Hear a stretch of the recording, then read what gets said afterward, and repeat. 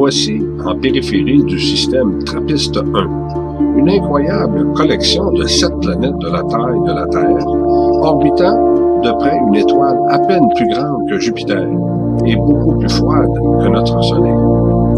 Découverte par le télescope terrestre TRAPPIST en 2016, toute l'étendue du système nous fut révélée 1 an plus tard par le télescope spatial Spitzer de la NASA.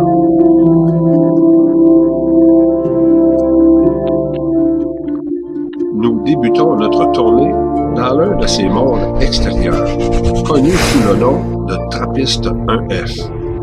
Bien que 10 fois plus proche de son étoile que Mercure et de notre Soleil, cette planète est malgré tout plus froide que Mars, étant donné le peu de chaleur émise par TRAPPIST-1.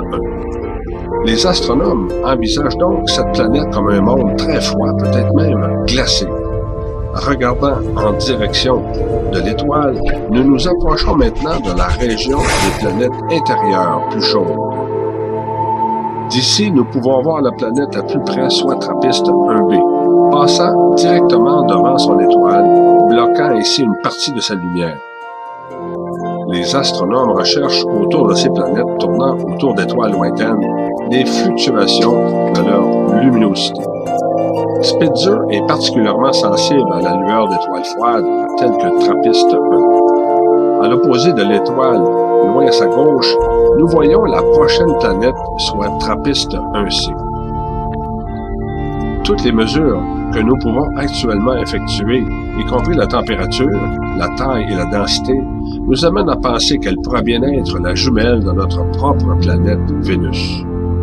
À la droite de ce monde nuageux, nous pouvons voir une petite planète bleue qui apparaît à partir d'ici, plus grande que la Lune dans notre propre ciel. C'est notre prochain arrêt, le Waterworld, les mondes d'eau. TRAPPIST-1d est le plus petit de tous ces mondes, environ 4/5 de la grosseur de la Terre, et possède la plus faible densité. Les modèles planétaires suggèrent qu'elle pourrait contenir jusqu'à 250 fois plus d'eau que celle trouvée dans tous les océans sur la Terre. À la gauche de cette planète bleue, nous pouvons distinguer notre destination finale, TRAPPIST-1e. Nous terminons dans notre voyage avec le plus intéressant de ces mondes lointains. C'est la plus ressemblante en taille et en densité à la Terre de toutes les exoplanètes connues à date. Par contre, elle est un peu plus froide que la Terre.